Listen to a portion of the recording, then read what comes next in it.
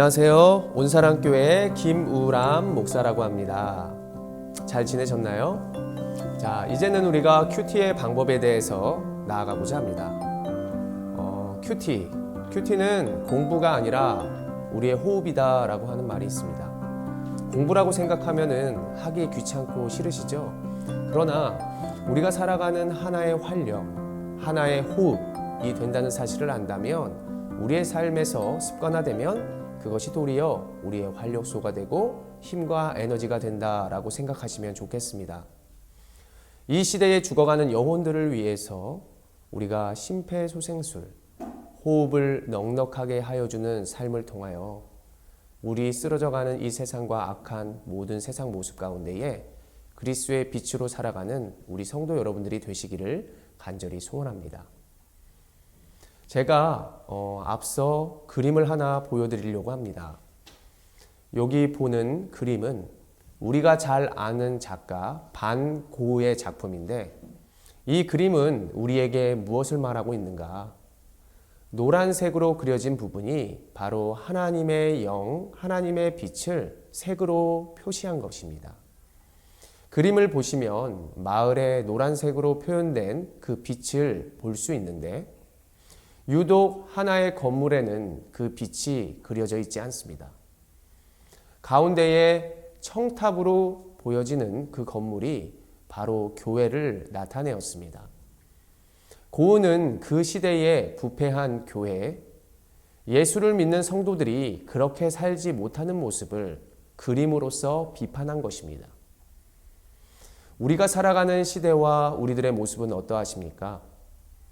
우리가 큐티를 생활화함으로써 우리의 삶을 잘 점검해보고 이 악한 시대 가운데에 그 그리스도의 참된 빛을 우리 마음에 담아 세상 가운데 비춰주는 모든 성도 여러분들이 되셨으면 합니다. 이번 큐티 방법을 통해서 우리가 잘 해오셨겠지만 우리의 방법들이 조금 부족했을 수도 있고 조금 과했을 수도 있습니다.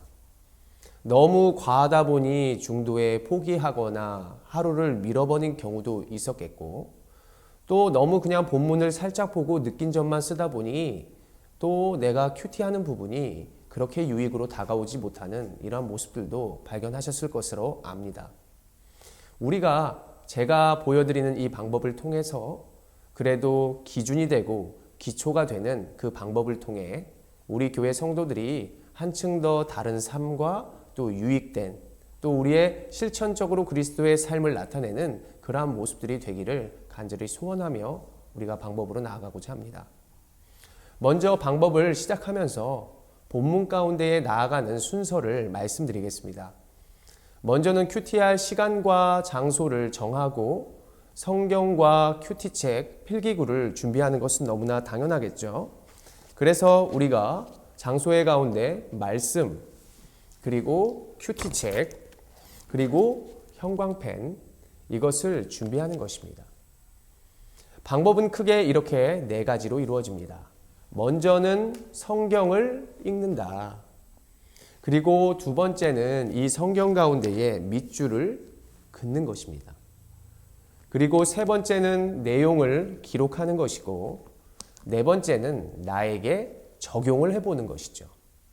이제 성경을 읽고 밑줄을 긋고 내용을 기록하고 나에게 적용하며 우리가 이 4가지를 기억하면서 큐티의 방법으로 나아가려고 합니다. 나아가겠습니다. 1번입니다. 성경을 읽는 것이죠. 성경은 당연히 66권을 다 읽으라는 것은 아니겠죠.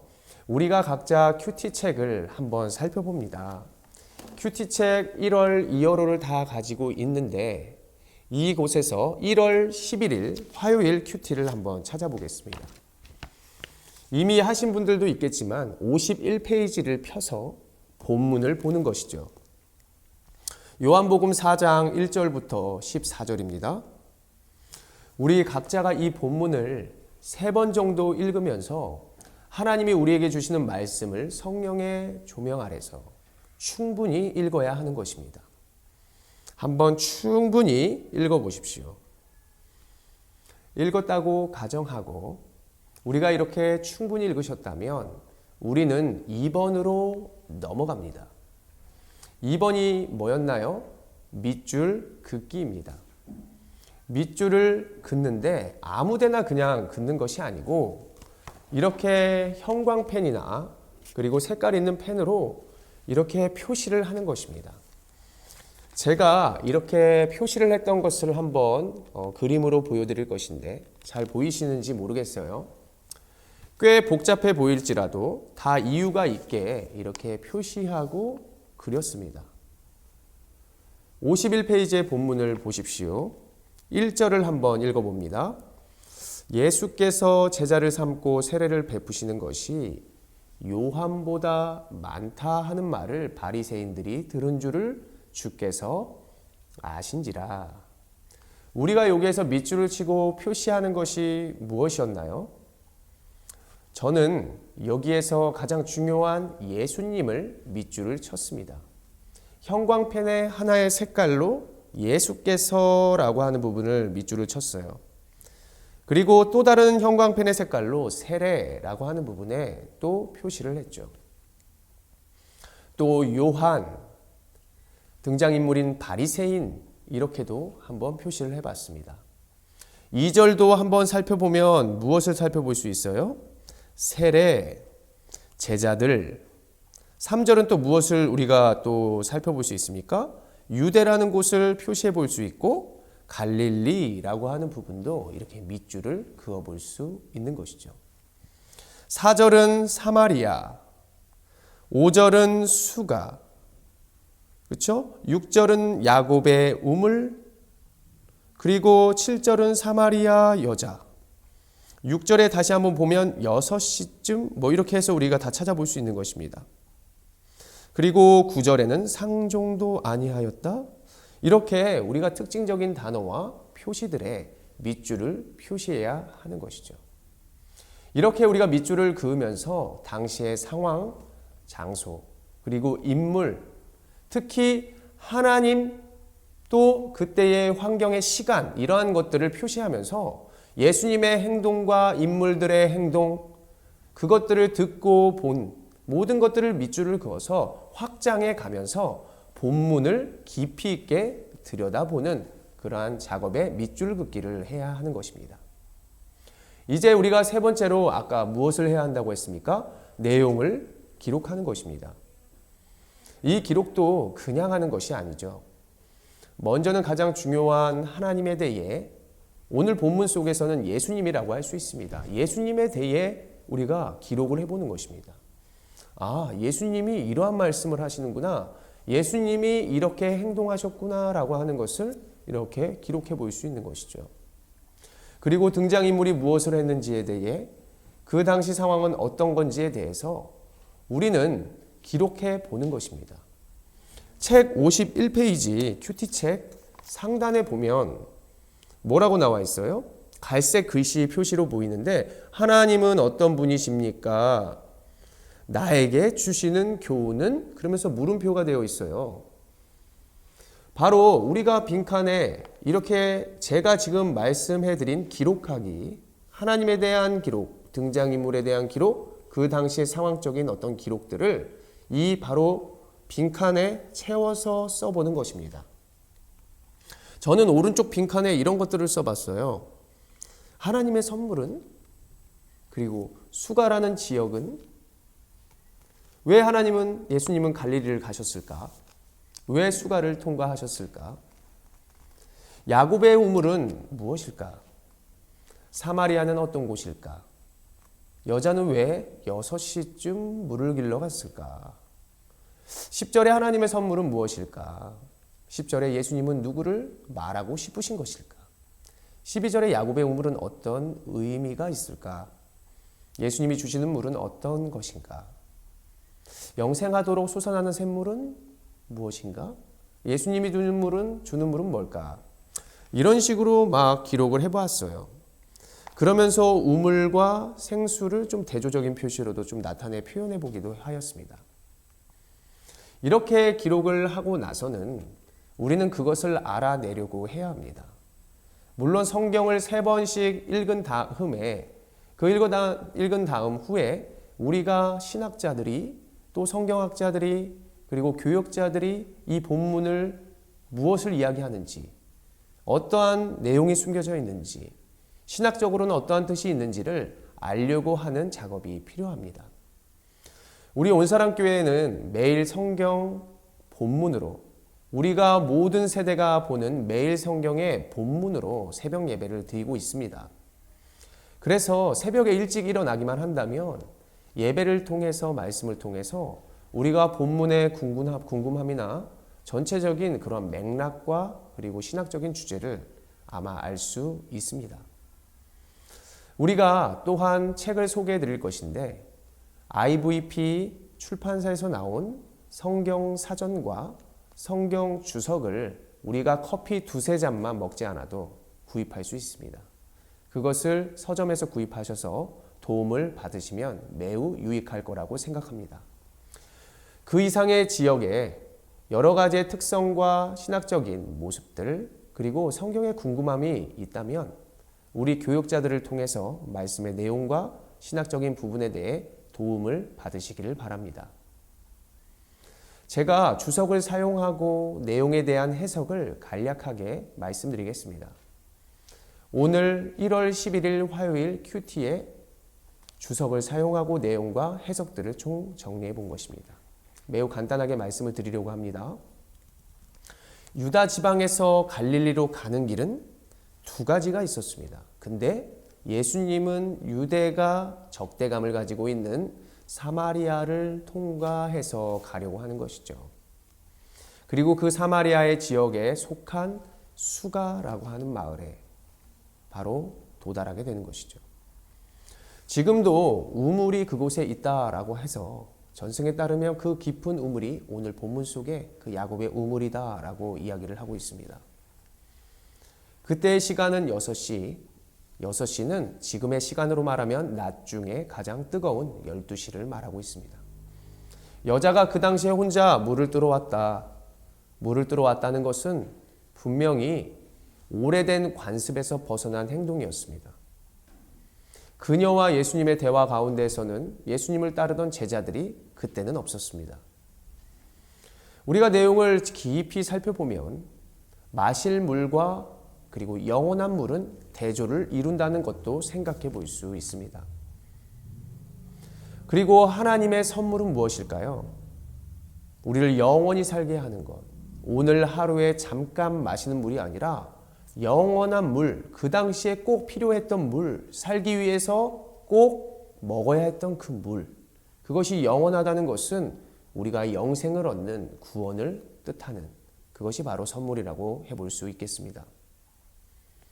우리의 오늘의 하루도 하나님의 선물이라고 여기시는 성도들이 되시기를 원합니다. 예수님의 10절의 하나님의 선물의 언급은 이제 그녀가 육적인 문제만 생각했던 여인에서 이제 영적인 문제로 전환이 되는 그러한 포인트가 되는 모습을 갖고 있습니다. 그 여인은 처음에는 예수님을 유대의 한 사람으로 생각했지만 그리고 예수님과 대화와 깊은 모습을 통해서 그녀는 이분은 이런 육적인 해소뿐만이 아니라 나의 영적인 모든 것 그리고 나의 영원함이 되시는 그러한 분이시구나 라고 하는 것을 분명히 깨닫게 됩니다. 영원히 솟아나는 샘물은 곧 영원히 죽지 않고 사는 것을 의미하는 것입니다. 그것은 오직 예수 그리스도께 달린 줄을 믿으시는 성도 여러분들이라고 생각합니다. 이상 이렇게 주석이나 사전, 이런 목회자들의 새벽의 설교를 통해서 우리는 이러한 맥락과 내용들을 충분히 알 수 있게 될 것입니다. 이것을 토대로 나의 수준에서 하나님이 나에게 주시는 교훈과 비전 그리고 기도의 제목들을 잘 적으시면서 우리가 나의 모습의 삶에 적용하는 그러한 것들을 해 나가야 하는 것입니다.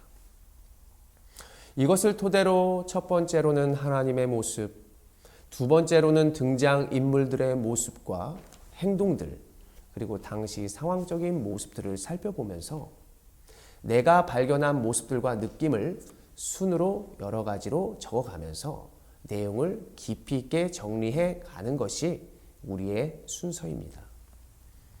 마지막으로 우리가 하는 것은 나에게 진짜 적용해 보는 것입니다. 본문 속의 사마리아 여인이 나였다면, 내가 사마리아 여인처럼 육적으로 살아가는 사람을 만난 예수님과 같은 사람이라면 나는 과연 어떠한 대화를 하였을까? 내가 사마리아 여인에게 그 영원한 것을 소개하기 위해서 나는 어떠한 말을 하였을까라고 하는 것을 생각해 보는 것입니다. 그러면서 저는 이런 것들을 한번 적어 보았습니다. 나는 무엇을 쫓아 살아가고 있을까? 나는 돈을 쫓고 있는 것은 아닌가? 나는 사람들의 이러한 모습들 가운데 너무 의식하며 살아가는 것은 아닌가? 이런 생각들을 또 해보고 적용해 보았습니다. 나는 하나님을 온전히 알아보지 못하고 있는 것은 아닌가? 주님이 나에게 보내신 사람들을 나는 그냥 외면하거나 상종도 하지 않는 삶을 사는 것은 아닐까? 이런 것들을 우리가 적용하고 그리고 생각해 볼 수 있는 것이죠. 나는 과연 무엇에 관심이 있고 어떠한 유행에 어떠한 곳에 속해 살아가는 사람인지를 우리는 오늘 말씀의 본문을 통해서 충분히 적어볼 수 있어야만 합니다. 나는 하나님의 뜻하신 바를 이루기 위해서 인내하며 오늘의 영혼들에게 정말 관심이 있을까라고 하는 생각도 해보았습니다. 그리고 내가 세상을 많이 사랑하고 더 많은 것들, 이 세상에 갈증이 날 수 있는 제한된 것들을 나에게 섭취하며 그것이 전부인 것처럼 눈앞에 있는 것에 쉽게 실망하고 절망하는 모습이 나에게 있지는 않은가라고 하는 것도 생각해 보았습니다. 하나님이 나에게 주시는 샘물과 생수는 무엇일까? 바로 우리는 이런 생각도 해보죠. 말씀이구나. 말씀이 나의 하나의 호흡이 되어 오늘 힘을 줄 수 있음에도 불구하고 말씀보다 돈을 더 버려고 혈안이 있는 세상의 모습과도 같은 내 모습도 발견해 볼 수 있을 것입니다. 오늘 주신 하루의 호흡에 감사하면서 예수님은 나에게 어떠한 분이신가 라고 하는 것을 본문 가운데 충분히 생각하면서 하나님이 나에게 바라시고 원하시는 그러한 뜻들이 무엇인지를 우리가 질문해보고 답해보면서 오늘 이 본문의 빈칸을 채워가시기를 바랍니다. 이렇게 하며 우리는 하나님이 나에게 무엇인지를, 하나님이 나에게 오늘 바라고 원하는 게 무엇인지를 깨닫고 그 깨달음을 가지고 기도하는 시간으로 나아가야 할 차례입니다. 그래야 세상에 나아가서 우리의 삶을 또 우리의 다짐을 실천할 수 있는 것이죠. 우리가 오늘 본문을 통해서 지난날 내가 어떻게 살았는지를 충분히 기록하고 생각해 보았다면 이제는 하나님 앞에서 회개함으로 기도하고 모든 것을 씻어버리고 모든 것을 버리고 하나님의 말씀을 채우고 주님께서 주시는 영원한 샘물을 몸에 담음으로 말미암아 오늘 하루하루를 다시 한번 힘써 나아가고 하루하루를 승리하며 나아가는 그러한 성도 여러분들이 되시기를 소원합니다. 앞으로 나에게 주시는 교훈이 오늘 본문 가운데 무엇이었습니까? 우리의 성도 여러분들은 무엇에 도전을 받으셨습니까? 나는 과연 어떠한 모습으로 늘 하나님을 만난다고 예배하고 있으며 그 예배 가운데에 나는 무엇을 갈망하고 찾고 있는 성도로 살아가고 있는가? 바로 이러한 것들을 본문 가운데서도 우리는 적용하고 나 자신을 생각해 볼 수 있는 것이죠. 야곱의 우물, 바로 우리의 하루의 전통적인 습관화된 잘못된 모습일 수 있습니다. 영원한 샘물, 그리고 하나님이 주시는 그 하나님의 선물, 이러한 것들은 바로 하나님이 이미 주신 구원을 생각해 볼 수 있고 오늘 하나님이 주신 말씀과 그리고 나에게 맡겨진 교회와 우리 가정 공동체가 바로 하나님의 귀한 선물이요 영원한 터전이 되어 함께 주님을 기쁘시게 할 것을 바라보시기를 바랍니다. 제가 설명드렸던 순서를 잊지 마시길 바랍니다. 첫 번째로는 성경을 충분히 읽는다. 그리고 밑줄을 펜으로 각 문단과 단어, 하나님, 예수님, 등장인물 순으로 잘 그리시고 그리고 표시하시고 장소와 시간들 모든 것들을 한번 기록해 보십시오. 내용을 기록할 때는 세 번째로 하나님의 행동, 예수님의 행동, 등장인물의 행동, 그 모든 배경과 환경들의 상황의 모습들을 잘 표시하시고 내가 발견한 여러 가지들을 그 밑에 한번 기록해 보십시오. 마지막으로 네 번째로는 나에게 적용하기라고 말씀드렸습니다. 하나님이 나에게 깨닫게 하시는 것이 무엇인지, 나의 지난날의 잘못들은 무엇인지, 나라면 그 상황 가운데 어떻게 했을 것인지, 앞으로 나는 어떻게 살아갈 것인지를 도전하시고 바로 하나님의 말씀을 내가 실천함으로 온전히 나아가는 모습을 통해서 하나님의 기쁨이 되는 그런 하루의 삶을 살아가는 것입니다. 마지막으로 디모데후서 3장 16절부터 17절의 말씀을 같이 읽어보겠습니다. 모든 성경은 하나님의 감동으로 된 것으로 교훈과 책망과 바르게 함과 의로 교육하기에 유익하니 이는 하나님의 사람으로 온전하게 하며 모든 선한 일을 행할 능력을 갖추게 하려 함이라. 이 말씀을 쉬운 성경으로 제가 한번 읽어드리고 마치겠습니다. 모든 성경 말씀은 하나님께서 감동을 주셔서 기록되었기 때문에 진리를 가르쳐주며 삶 가운데 무엇이 잘못되었는지를 알게 해줍니다. 또한 그 잘못을 바르게 잡아주고 의롭게 사는 법을 가르쳐줍니다. 말씀을 통해 하나님을 바르게 섬기는 자로 준비하게 되고 모든 좋은 일을 할 수 있는 사람으로 자라게 됩니다. 이상 마치고 항상 승리하는 성도 여러분들이 되시기를 간절히 기대합니다. 감사합니다.